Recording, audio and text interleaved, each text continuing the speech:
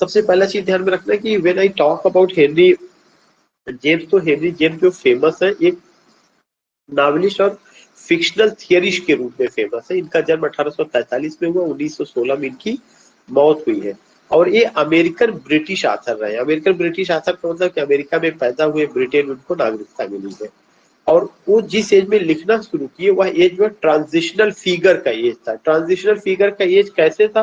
When he started to write, तो उस समय ज्यादातर नॉवेल जो है क्या होता था, वो रियलिटी को लेकर के आधारित था। जो सोशल इश्यूज होते थे उसको लेकर के लिखा जाता था।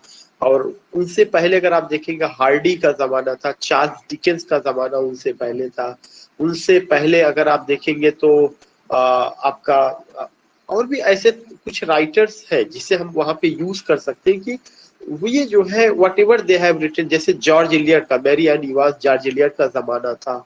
उन लोगों ने जितना भी बातें की है वे सारी की सारी चीजें इवेंट्स को लेकर के बताया, but those events were based on the ground of reality. They have the first hand experience of those events, those situation. Already जो novel है ये क्या है? Novel it's a genre of fiction written in prose, and it is said that the any fiction in any novel has more than 40,000 words. More than 40,000 words उसमें होना चाहिए जो है। तो जब इनका आता है तो इनका टाइम ट्रांजिटरी पीरियड होता है। क्यों होता है?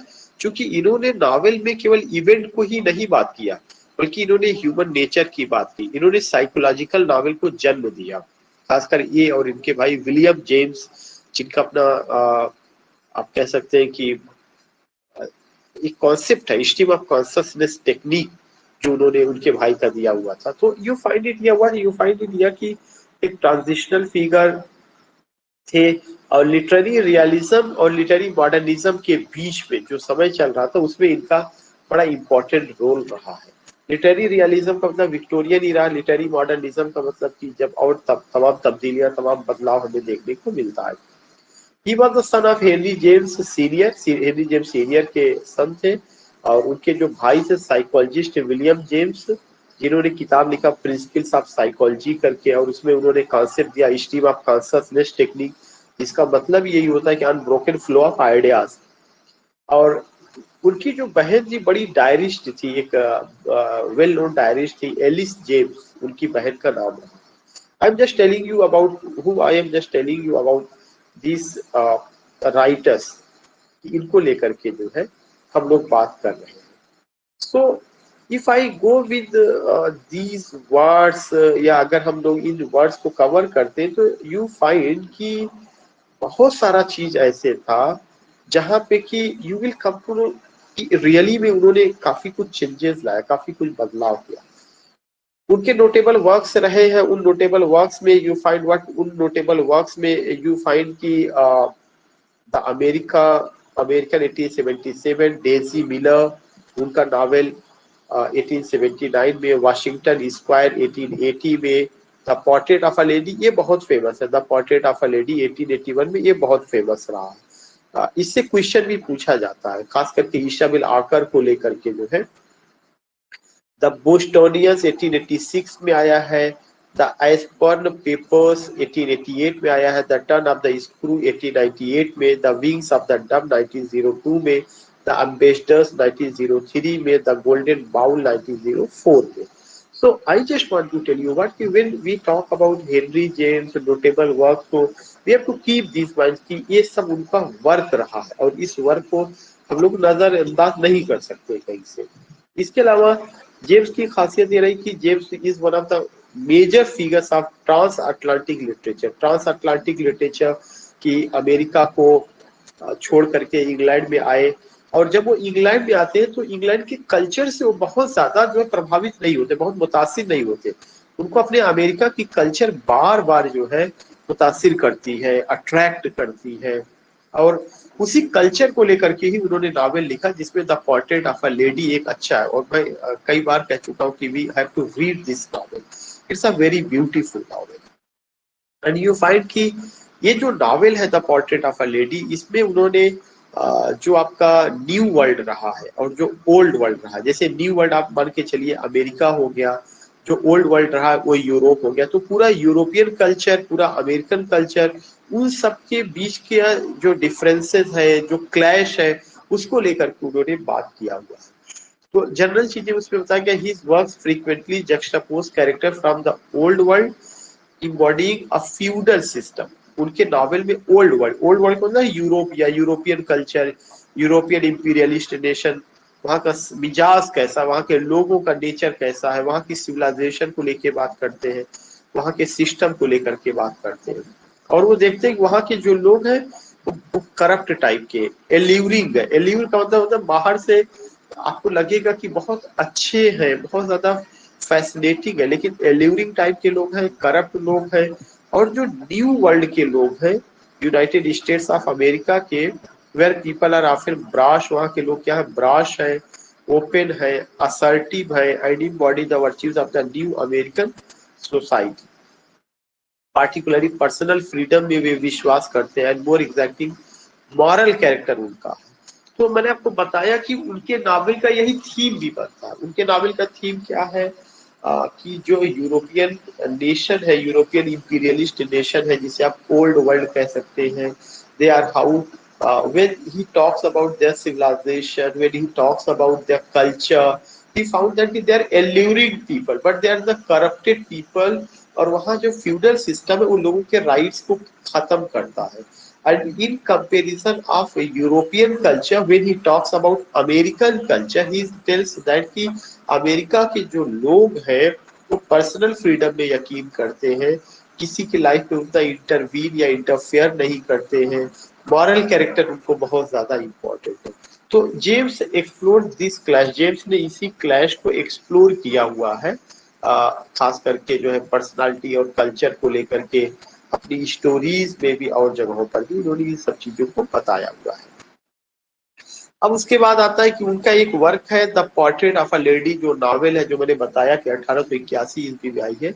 इसको लेकर के थोड़ा सा बात करेंगे। It concentrated on the contrast, इसमें कंट्रास्ट दिखाया गया किसके बीच में, बिटवीन यूरोप एंड अमेरिका।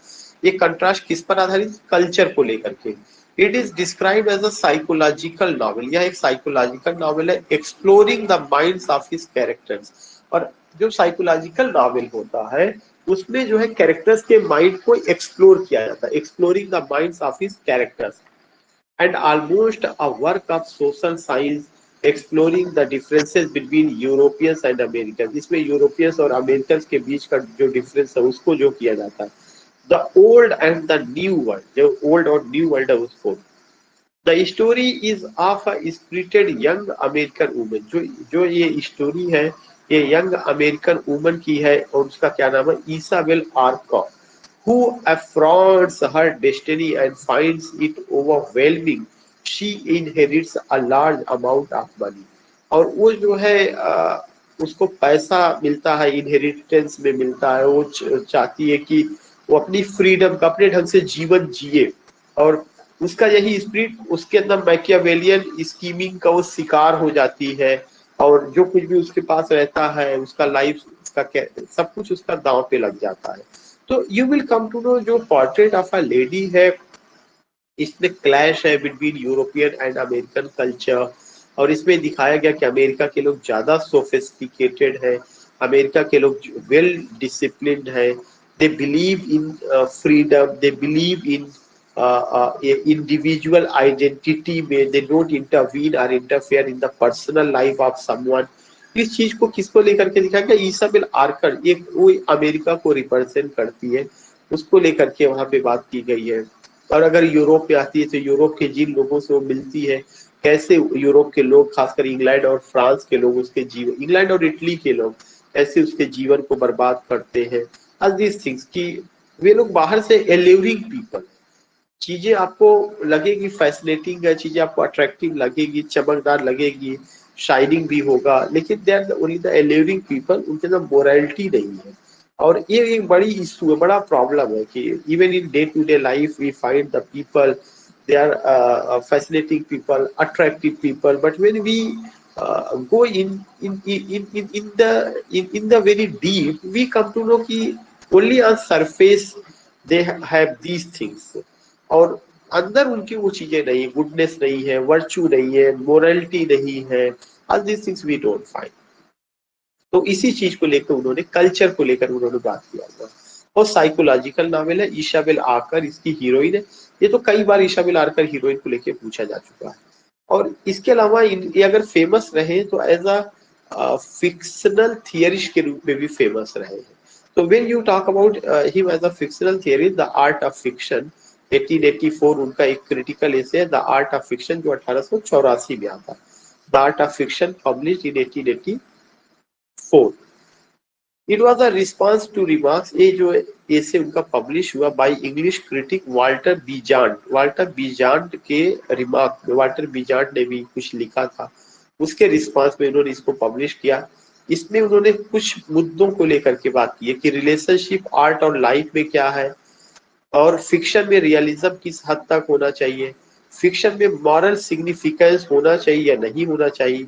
और उन्होंने कहा कि लाइफ तो हमारी क्योटिक होती है और आर्ट जो है सिलेक्टिव होता है। आर्ट के ऊपर ये डिपेंड करता है कि आर्ट किस तरह की लाइफ को लेकर के चुनता है। वो जो है गुड लाइफ का लेता है, क्योटिक लाइफ को प्रेजेंट करता है, या प्लीजेंट हिस्से को लेता है। उसके अलावा उन्होंने ये भी बात कही कि हमेशा जो है सब्सटेंट और फॉर्म में यूनिटी होनी चाहिए। सब्सटेंट और फॉर्म में यूनिटी का मतलब कि जो सब्जेक्ट मैटर है और जो सब्जेक्ट मैटर पेश करने का तरीका है, जिसे हम फॉर्म कहते हैं, वो अलग अलग नहीं होना चाहिए, दोनों में यूनिटी होना चाहिए, दोनों ऐसा लगे कि एक साथ चल रहा है। Freedom must be given for the creative artist. उन्होंने कहा कि जो क्रिएटिव आर्टिस्ट उनको फ्रीडम दे कि वो किस तरह का सब्जेक्ट मैटर चूज कर रहे हैं। Pictorial and the dramatic method को उन्होंने लेके बात किया, पॉइंट ऑफ व्यू को लेकर के बात किया। उन्होंने कहा नावल में showing is more important rather than telling.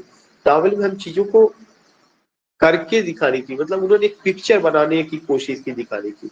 और उन्होंने कहा कि action is the soul of the novel. जो एक्शन है, या एक्शन का यहाँ इवेंट, कि नावल में घटना होती है, वही घटना ही स्टोरी होता है। और समटाइम्स वी फाइंड कि वो घटना जब सिस्टमेटिक ढंग से प्रेजेंट की जाती है, उसमें ह्यूमन नेचर को लेकर के बात की जाती है, इमोशंस को लेकर के बात की जाती है, तब वह प्लॉट का रूप धारण कर लेता है। तो उन्होंने द आर्ट ऑफ फिक्शन में ये मोटी मोटी बातें की है।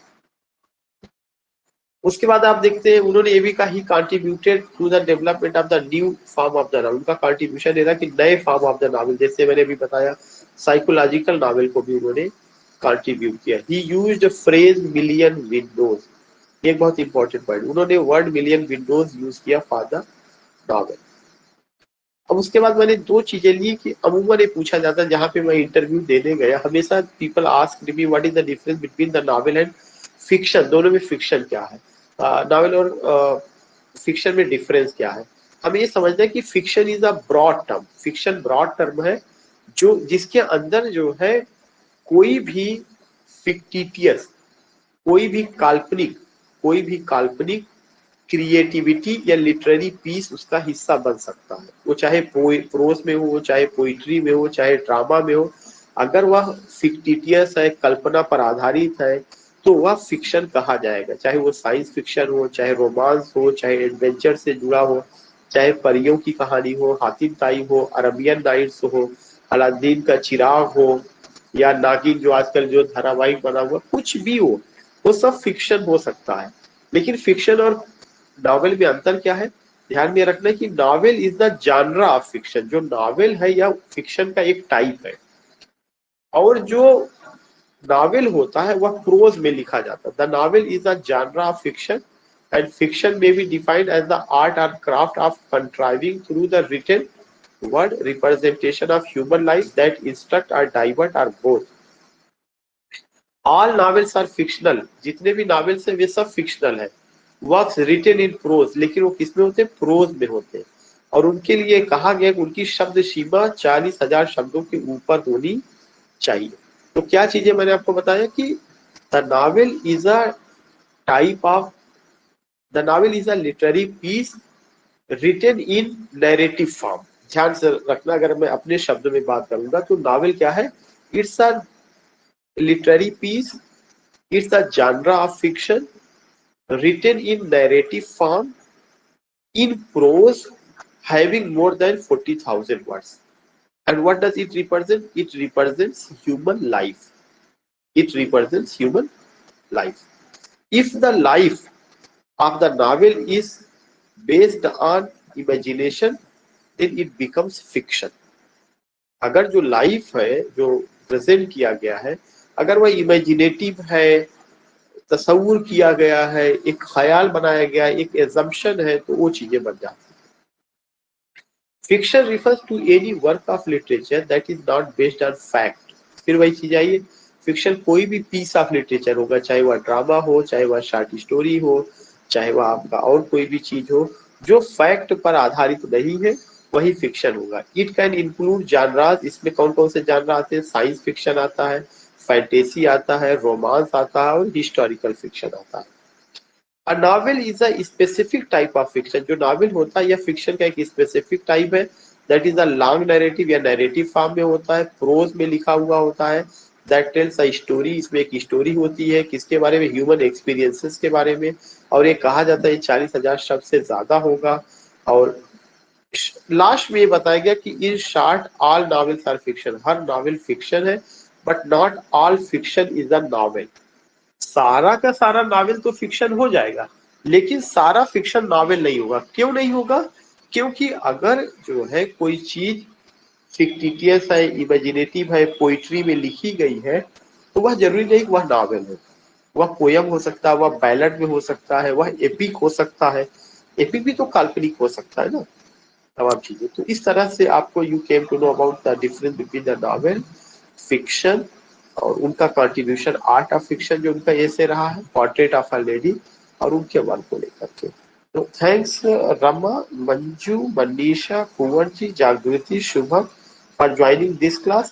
And again, I would like to say best of luck. Meet you again soon after 40 when you after giving your examination, we will talk with each other. How was your paper? And again, मेरी तरफ से best of luck. May Almighty God give you success in your life. Thanks.